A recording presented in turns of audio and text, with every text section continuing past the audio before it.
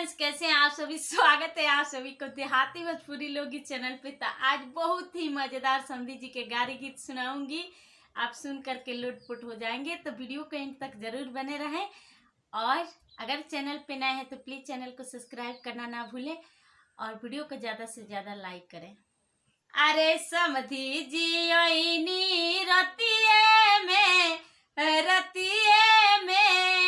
पेटी झरी गले उनके धोतिये में। समधी जी ओइनी रतिये में, अरे रतिये में पेटी झरी गले उनके धोतिये में। पानी छुए गईनी नहरिये में बोक चटियावलस रहरिये में। पानी छुए गईनी नहरिये में बोक चटियावलस रहरिये में।